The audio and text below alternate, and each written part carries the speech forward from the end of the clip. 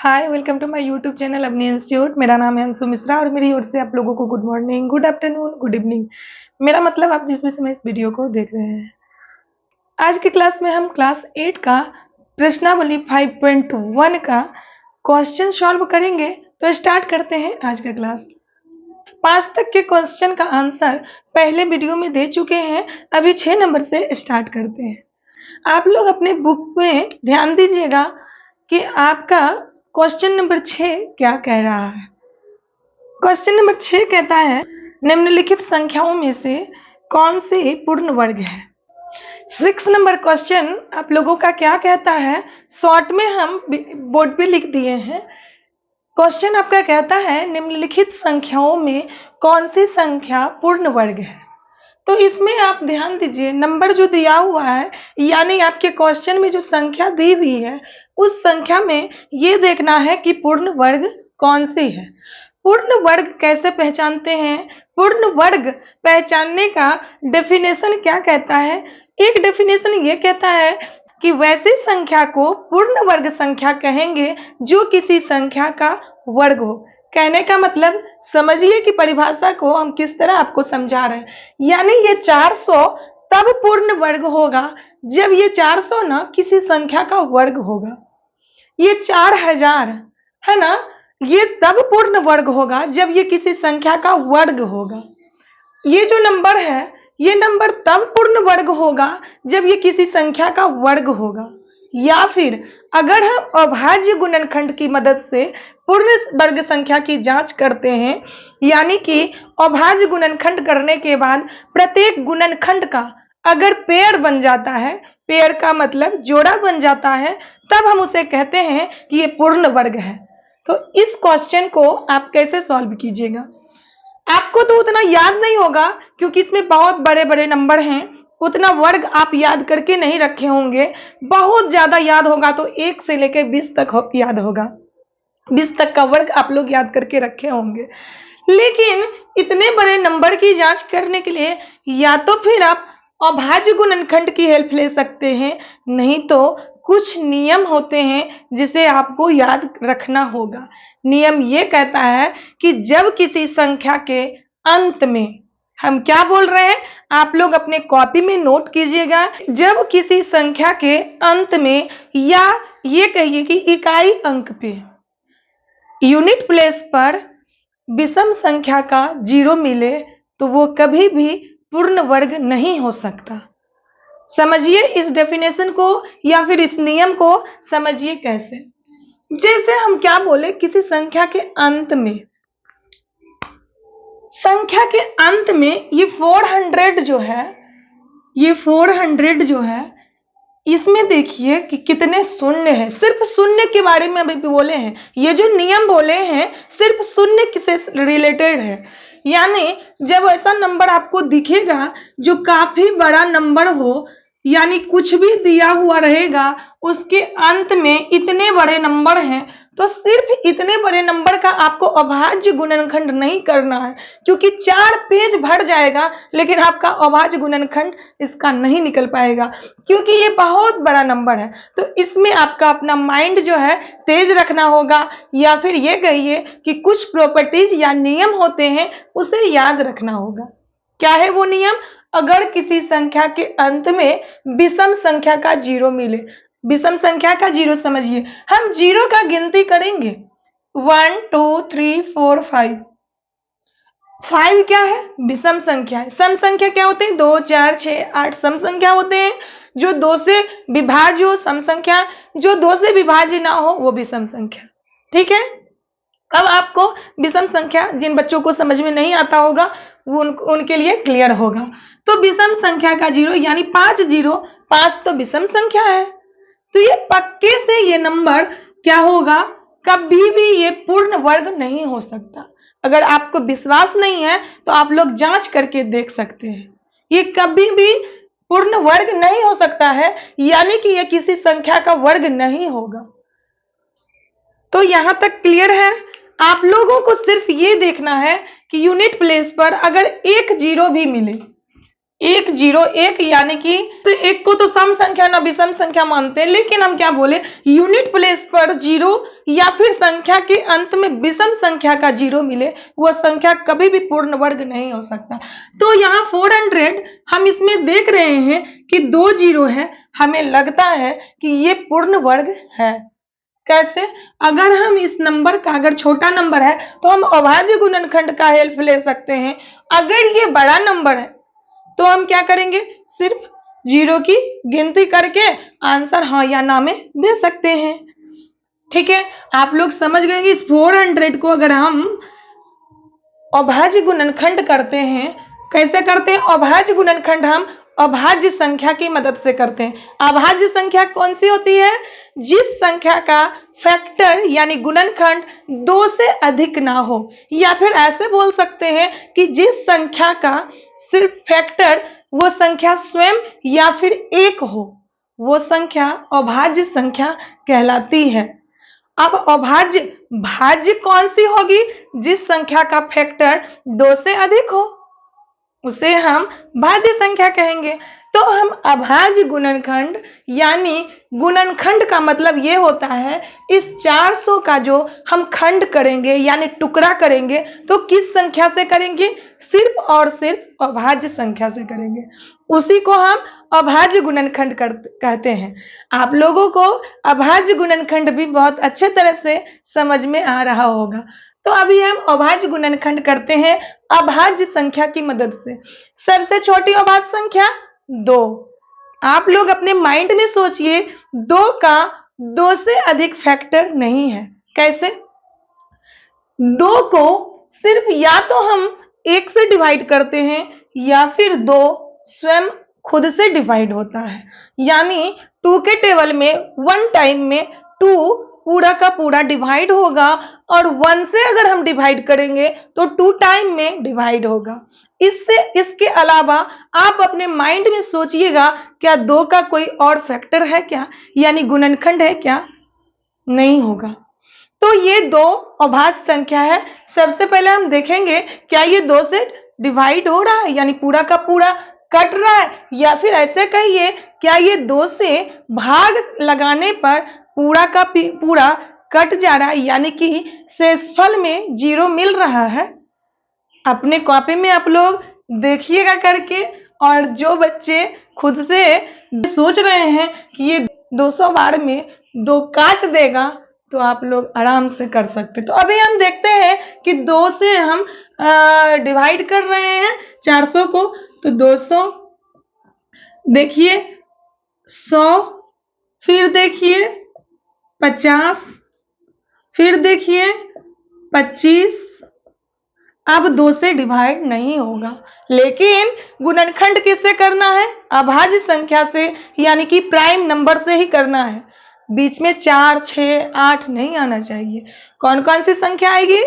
या तो 2, 3, 5, 7, 9 नहीं आना चाहिए, क्योंकि 9 भाज्य संख्या है।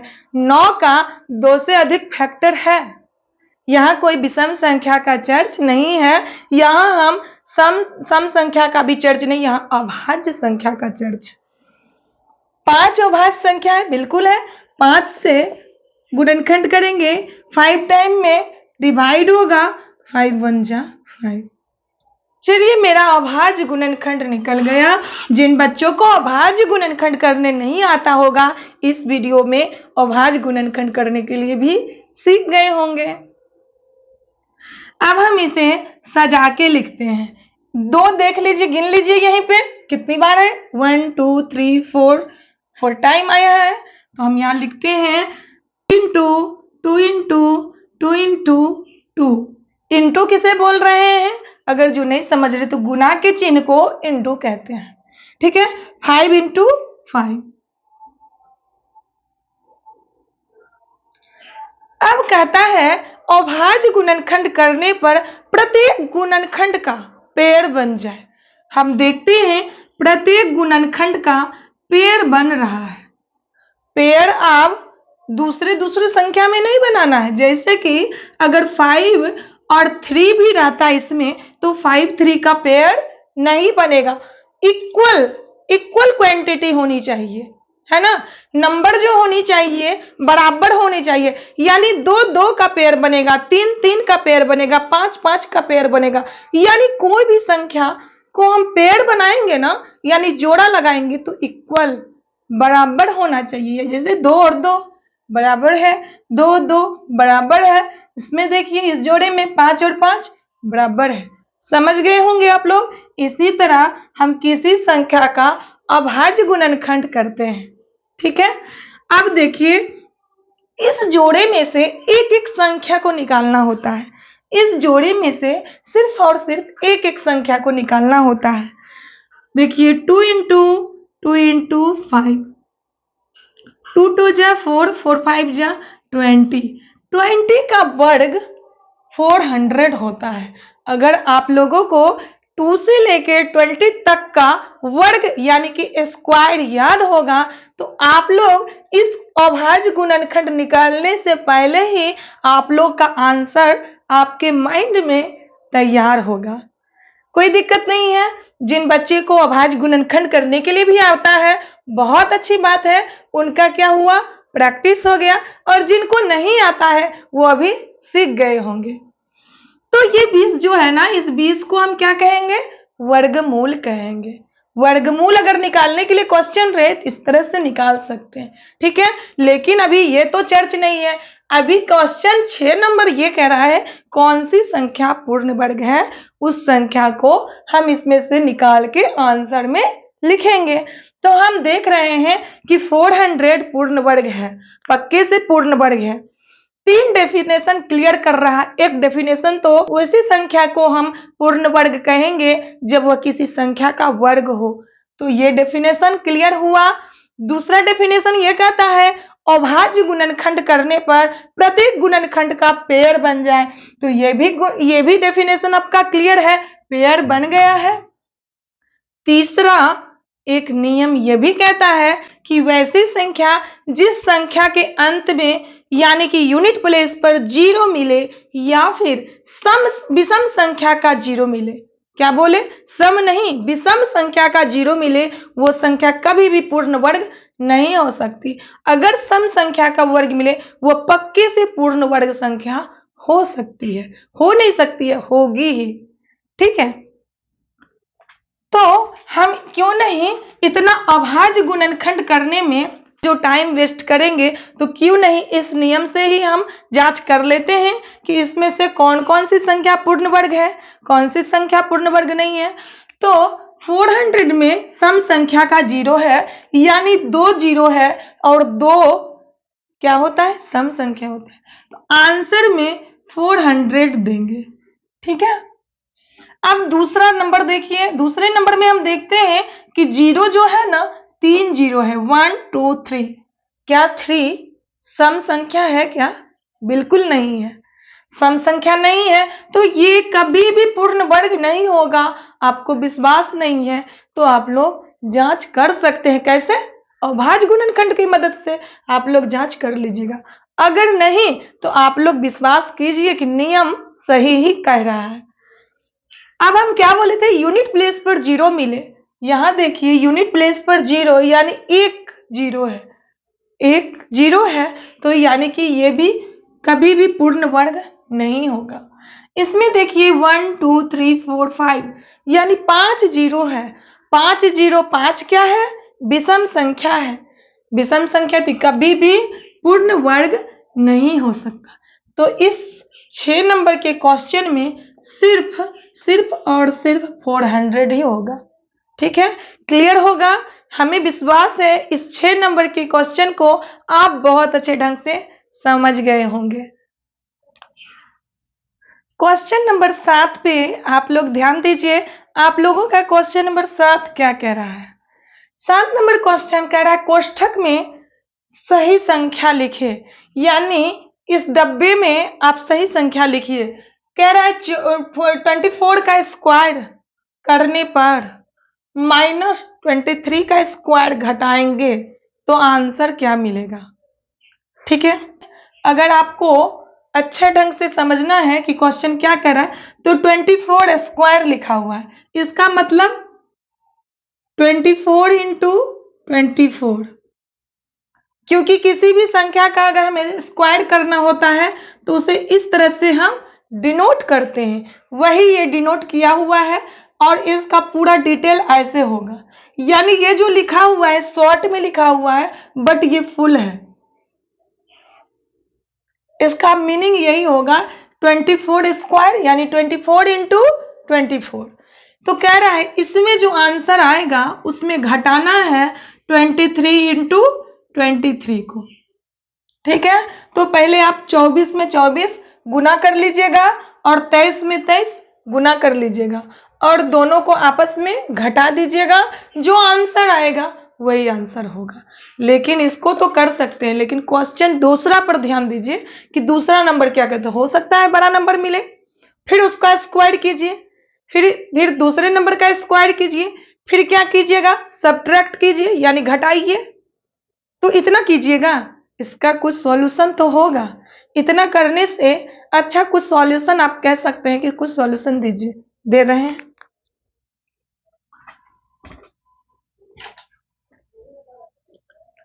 कुछ आइडेंटिटी होते हैं, आइडेंटिटी यानी कि कुछ फॉर्मूला ऐसे हैं जो क्वेश्चन सॉल्व करने में हमें बहुत हेल्प करते हैं। क्यों नहीं हम कुछ फॉर्मूला जो हैं उसे यूज कर सकते हैं। पहले इसका देखिए कि किस कंडीशन में है, ठीक है, और इस कंडीशन में क्वेश्चन रहेगा तो कौन से फॉर्मूला का यूज करेंगे। आप लोग जानते होंगे ए स्क्वायर माइनस बी स्क्वायर का फॉर्मूला क्या कहता है। अगर नहीं जानते हैं तो अभी जान लीजिए।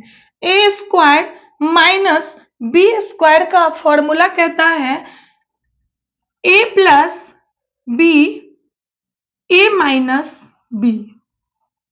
पहले इस फॉर्मूले को ही समझ लीजिए। क्या आपको ए स्क्वायर माइनस बी स्क्वायर में ये दिख रहा है? बिल्कुल दिख रहा है। ए के बदले 24, ए में भी स्क्वायर और 24 में भी स्क्वायर दिख रहा होगा। बी के लिए रखे हैं 23 और बी में भी स्क्वायर और इसमें भी स्क्वायर। तो आपको ये फॉर्मूला और ये जो क्वेश्चन है दोनों इक्वल यानी बराबर दिख रहा होगा। दिख रहा है ना? बिल्कुल। तो इसका क्या होगा, यानी इस फॉर्मूला का आंसर ये होता है। तो क्यों नहीं हम जांच कर लें? तो जांच करते हैं, लेकिन इस जांच करने से पहले एक बात सुनिए। ब्रैकेट, जब दो ब्रैकेट आपस में है तो ब्रैकेट से कोई भी संख्या जब बाहर निकलता है तो वह मल्टीप्लाई होता है। समझिए हम क्या बोल रहे हैं। ये संख्या भी ब्रैकेट के अंदर और ये संख्या भी ब्रैकेट के अंदर, और इसको जब सॉल्व करके ब्रैकेट हटाएंगे तो ये दोनों आपस में मल्टीप्लाई होगा। समझिए हम क्या बोल रहे हैं। पहले फॉर्मूला की जगह पे संख्या को लिखते हैं, यानी 24 square minus 23 square equal to a के लिए 24 प्लस 23,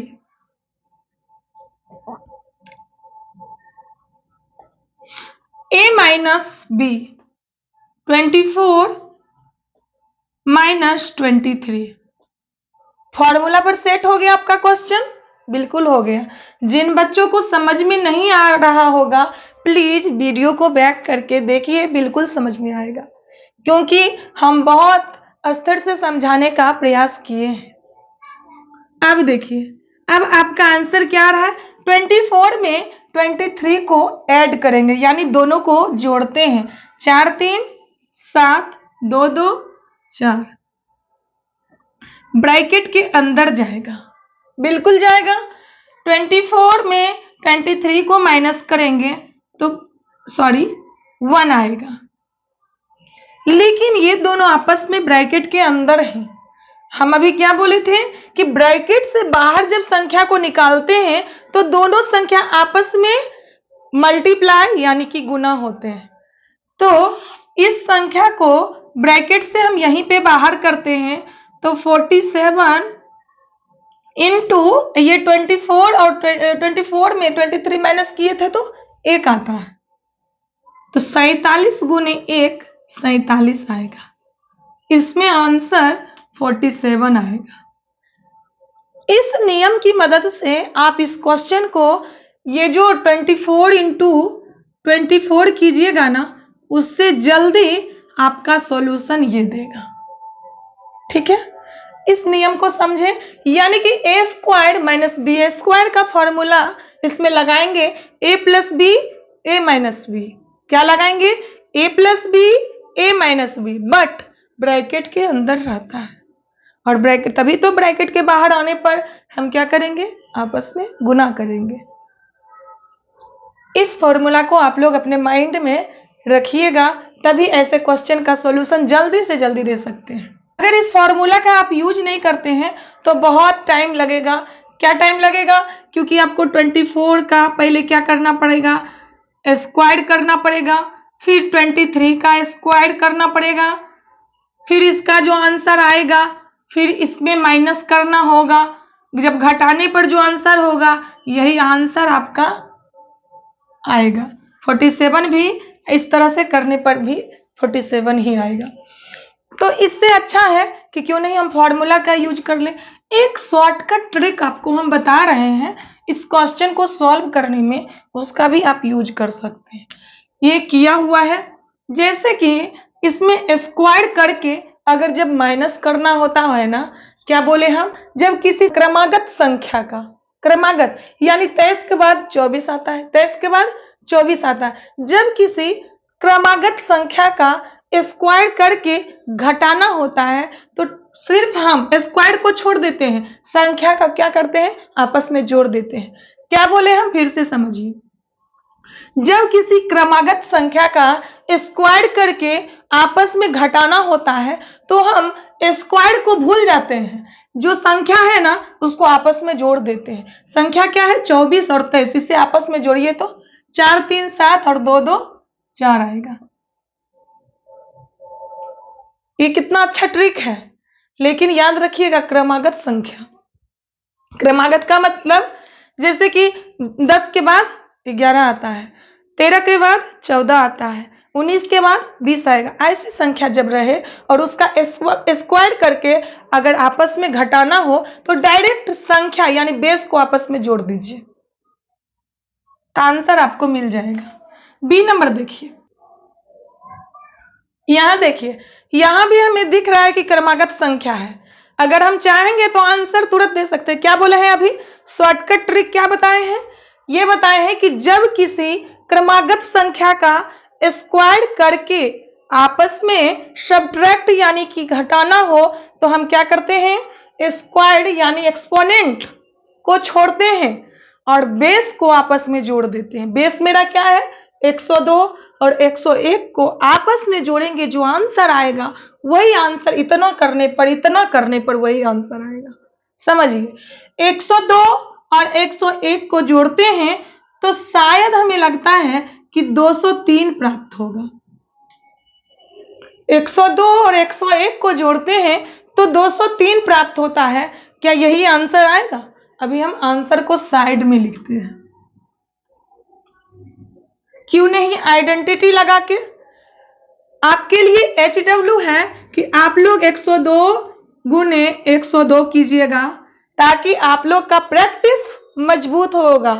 और अभी हम आइडेंटिटी की मदद से आप लोग को समझा देते हैं ताकि इस वीडियो को देखने के बाद आपका जो ये फॉर्मूला है ना आपके माइंड में सेट हो जाए। तो हम फॉर्मूला, कौन सा फॉर्मूला यूज किए थे? ए स्क्वायर माइनस बी स्क्वायर का। इसका क्या होगा? ए प्लस बी ए माइनस बी। ठीक है, इस 203, ये 203 अभी हम क्या रखे हैं? साइड में लिखे हैं कि आंसर यही आएगा। देखते हैं इस फॉर्मूले का यूज करके। 102 का स्क्वायर माइनस 101 का square equal to A 102 plus 101 bracket के अंदर जाएगा और 102 माइनस 101। क्लियर है? समझ में आ गया होगा। इस फॉर्मूले पर इस नंबर को सेट किए हुए, किए हैं। ठीक है, अब देखिए 102 और 101 203।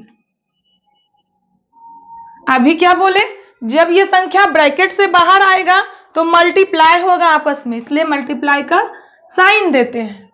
ठीक है, 102 में 101 माइनस करेंगे तो 1, 203, आंसर 203 आया। आपको हम बोले थे ना शॉर्टकट ट्रिक, जब किसी क्रमागत संख्या का स्क्वायर करके सब्ट्रैक्ट करने के लिए बोलता है, क्रमागत संख्या, फिर से बोल रहे हैं, याद रखिएगा क्रमागत संख्या होना चाहिए। तो ऐसे संख्या को क्या करते हैं हम, जो संख्या जिसका स्क्वायर करना होता है ना, उसको ही आपस में जोड़ देते हैं और डायरेक्ट आंसर, चुटकियों में आंसर निकाल लेते हैं। ठीक है, 203 ऐसे भी आया। अगर आप 102 का स्क्वायर करके 101 का स्क्वायर करके घटाते हैं, फिर भी आपको 203 ही प्राप्त होगा। तो 3 नियम से आपको अभी हम बताएं इस 7 नंबर के क्वेश्चन को सॉल्व करने के लिए।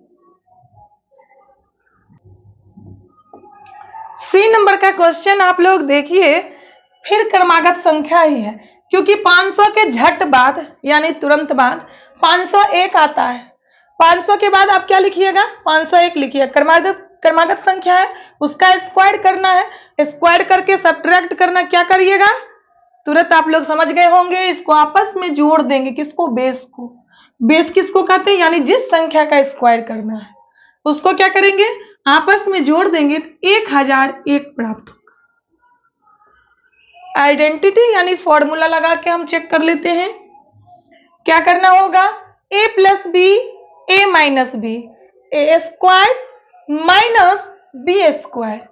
फॉर्मूला क्या लगेगा, a square minus B square equal to a plus b, फिर रहेगा ब्रैकेट में a माइनस बी। इसको इसी तरह पढ़ेंगे, देख लीजिए। यहां हम फिर से फॉर्मूला लिख देते हैं, A square minus B square, इसका फॉर्मूला होगा equal to A plus B A minus B.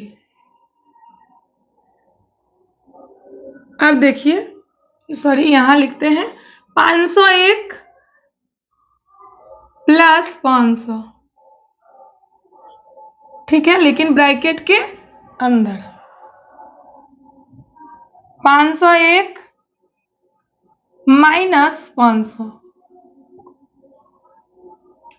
501 500 कितना होगा, 1001 माइनस 1, लेकिन ब्रैकेट के अंदर और ब्रैकेट के बाहर आएगा, यहां माइनस नहीं होगा, क्या होगा, ब्रैकेट से बाहर आएगा तो यहां मल्टीप्लाई होगा, तो आंसर क्या देगा, 1001। फॉर्मूला का यूज किए हैं तो आंसर ये आया है। आप लोग के लिए SW है, आप लोग स्क्वायर करके जांच कर लीजिएगा, या फिर आपके पास फोन है, आप लोग कैलकुलेटर में जाके जांच कर लीजिए। फॉर्मूला की मदद से बता दें या फिर ऐसे ही दोनों को आपस में जोड़ दें, 799 आएगा। कैसे, क्रमागत संख्या, इसलिए आपस में क्या किए हैं, जोड़ दिए हैं, याद है ना आपको। चलिए प्लस बी का हम लगा लेते हैं फॉर्मूला, ए स्क्वायर माइनस बी स्क्वायर का फॉर्मूला यूज करते हैं, ए प्लस बी ए माइनस बी। सेट कीजिए फॉर्मूले पे, ए के लिए 400 प्लस 399, ब्रैकेट के अंदर देंगे 400 माइनस 399, इसका आंसर आएगा 799। अब ब्रैकेट के बाहर निकला है इसलिए आपस में मल्टीप्लाई होगा, इसका आंसर आएगा 1 इक्वल टू 799। और कैलकुलेटर में अगर आप जांच कीजिए, 400 का वर्ग कीजिए जो आएगा, 399 का वर्ग कीजिए जो आएगा, उन दोनों को आपस में घटाइएगा, जो घटाने के बाद जो संख्या प्राप्त होगा ये 799 ही होगा। आप लोग के लिए ये SW है, प्लीज चेक कीजिएगा। 8 नंबर का क्वेश्चन आप लोगों का क्या कह रहा है, थोड़ा सा ध्यान से देखिएगा। कहता है कौन सा पाइथागोरस त्रिक है। क्या आप लोग पाइथागोरस त्रिक को समझते हैं? अगर नहीं तो पाइथागोरस त्रिक पर एक वीडियो अलग से हम बनाए हैं, प्लीज इंट्रोडक्शन वीडियो में जाके विजिट कीजिए, जहां पे हम स्क्वायर एंड स्क्वायर रूट को समझाए हैं और उसमें पाइथागोरस त्रिक को भी बताए हैं। तो उस वीडियो में देखिए जाके, उसमें आपको बहुत अच्छी ढंग से समझ में आ जाएगा। अभी भी यहाँ आप लोग को समझा रहे हैं कौन सा पाइथागोरस त्रिक है। हम शॉर्ट में लिखे हैं, आपका क्वेश्चन और भी लिखा हुआ है कि निम्नलिखित संख्याओं में से, बट आप लोग समझदार हैं, समझ ही जाइएगा। सिर्फ आपको क्वेश्चन के सॉल्यूशन से मतलब है, क्वेश्चन को समझने से मतलब है। या आपके पास तो बुक है ही, आप तो आंसर खुद से करिएगा ही, बट यहां समझ लीजिए। तो सिर्फ हमें देखना है कि सभी नंबर यानी जो नंबर दिए हुए हैं उन नंबर में से कौन कौन से नंबर, यानी कि ये जो 3 का ग्रुप है, ये 3 का ग्रुप है, ये 3 का ग्रुप है, कौन सा पाइथागोरस त्रिक है। पाइथागोरस त्रिक कहता क्या है? कहता है कोई राइट एंगल ट्राइंगल उसकी यानी 3 भुजा, जिसे हम इसको आधार कहते हैं, आधार कहेंगे, मान लीजिए इसे आधार कहेंगे, इसे लंब कहेंगे और इसे कर्ण कहेंगे। ठीक है, इसे आधार के मान लेते हैं क्योंकि ये तो कर्ण पक्के से होगा। ये जो लंबा वाला है ना, ये पक्के से कर्ण ही होगा। बट लंब और आधार जो होता है ना, ये क्वेश्चन पे डिपेंड करता है। इसे तो पक्के से कहेंगे कि ये कर्ण है, बट ये लंब और आधार जो होता है ना, ये क्वेश्चन के ऊपर डिपेंड करता है। तो अभी हम मानते हैं कि ये आधार है, ये लंब है। जरूरी नहीं है कि नीचे वाला ही आधार हो, इधर भी आधार बन सकता है। ये आपका क्वेश्चन क्या कहता है वो सॉल्यूशन देगा। अभी हम इसे आधार मानते हैं, अभी लंब मानते हैं, और ये हर एक क्वेश्चन में ये जो लंबा वाला यानी बड़ा भाग जो होगा ना, वो कर्ण होगा। तो राइट एंगल ट्राइंगल यानी कि समकोण त्रिभुज का लंब का स्क्वायर और आधार का स्क्वायर बराबर होता है कर्ण के स्क्वायर के। यानी अगर हम लंब को a मानते हैं तो a का स्क्वायर प्लस b का स्क्वायर बराबर होगा c के स्क्वायर के। समझे? लंब का स्क्वायर आधार का स्क्वायर बराबर होगा कर्ण के स्क्वायर के। तो यही कहता है, ये जो भाग है ना, आपको दिख रहा है कि ये भाग बड़ा है, बड़ा दिख रहा है। तो ये बड़ा वाला भाग यानी बड़ा नंबर बराबर होगा इन दोनों के स्क्वायर के। अगर होगा वो नंबर, वो ट्रिपलेट यानी 3 का समूह है, 3 नंबर का समूह दिख रहा है, 1 2 3 1 2 3 1 2 3, यानी ये जो ट्रिपलेट दिख रहा है ना, ये पक्के से पाइथागोरस त्रिक होगा। कब होगा? जब c का स्क्वायर यानी कर्ण का स्क्वायर, यानी कर्ण हमें बड़ा दिख रहा है तो बड़े नंबर का स्क्वायर के बराबर होना चाहिए 2 छोटे नंबर का स्क्वायर। समझिए। अब क्वेश्चन को सॉल्व करते हैं।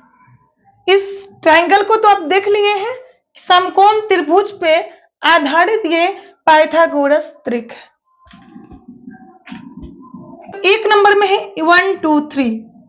तो अभी हम राइट एंगल ट्रायंगल जो बनाए थे उसमें क्या देखे थे? बड़ा वाला कर्ण के बराबर होना चाहिए, यानी बड़ा वाला नंबर 3 का स्क्वायर के बराबर होना चाहिए लंब और किसका? आधार का स्क्वायर।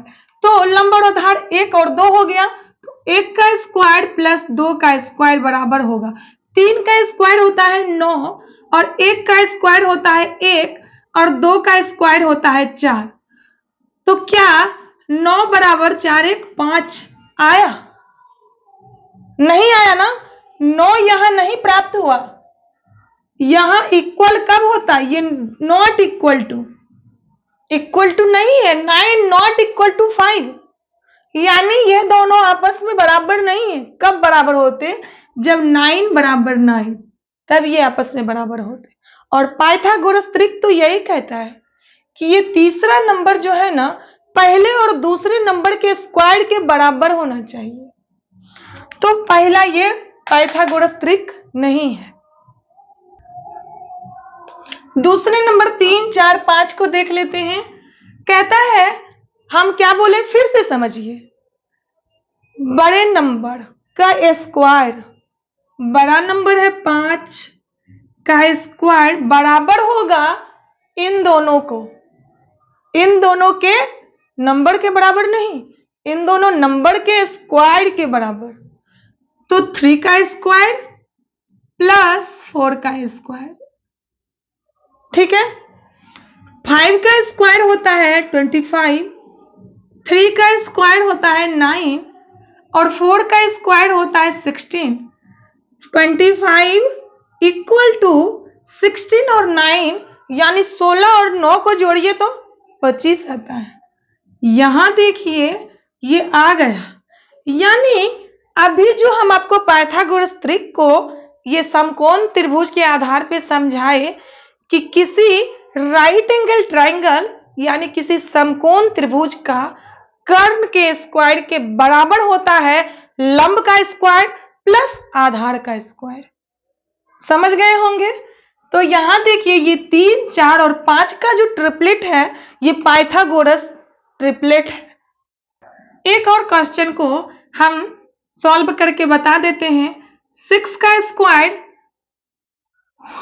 8 का स्क्वायर और 10 का स्क्वायर करना है।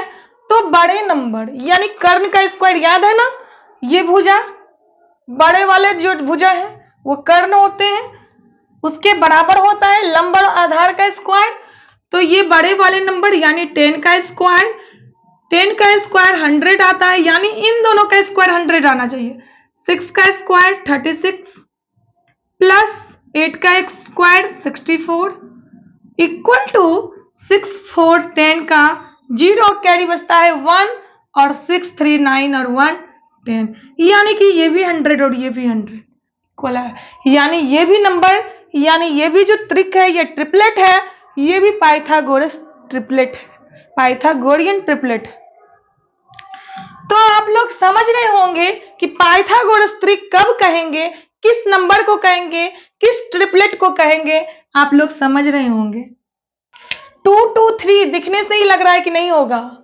ये 2, 2, 3 आप बड़े नंबर का स्क्वायर कर लीजिए। 3 का स्क्वायर 9 क्या 2 का स्क्वायर 4 प्लस 2 का स्क्वायर 4 इक्वल आता है क्या 4, 4, 8 नहीं आता, ये नहीं होगा पाइथागोरस। तो सर क्वेश्चन तो कहता है कौन सी संख्या पाइथागोरस त्रिक है। आप लोग, हमें विश्वास है कि आगे जो और नंबर हैं उसकी जांच आप लोग ऑलरेडी कर लीजिएगा, कोई भारी बात नहीं है। आप लोग अगर समझ गए होंगे तो आसानी से आगे जो नंबर है उस त्रिक को आप लोग जांच करके बता सकते हैं कि ये ट्रिपलेट पाइथागोरियन ट्रिपलेट है या नहीं। तो ये आपको आगे में कितने क्वेश्चन है, क्वेश्चन है 2 क्वेश्चन है। 2 क्वेश्चन का आप लोग जांच कर लीजिएगा खुद से। ये आप लोगों का HW है और अभी हम 3 क्वेश्चन को सॉल्व करके आप लोग को समझा दिए हैं। अगर आप लोगों को ये क्वेश्चन समझने में प्रॉब्लम हो रही है तो प्लीज फिर से वीडियो बैक कीजिए, एक बार और देखिए, समझने का प्रयास कीजिए, ठीक है। अगर समझ गए हैं तो फिर समझ के छोड़िए नहीं, उस पर प्रैक्टिस कीजिए। आगे का क्वेश्चन नेक्स्ट वीडियो में सॉल्व करेंगे। तब तक के लिए थैंक यू।